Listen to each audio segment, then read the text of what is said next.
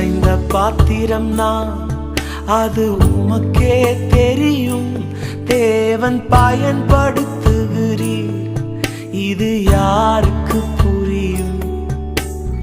உடைந்த பாத்திரம் நான், அது உமக்கே தெரியும். தேவன் பயன்படுத்துகிறீர், இது யாருக்கு புரியும்? உதவாத என்னில்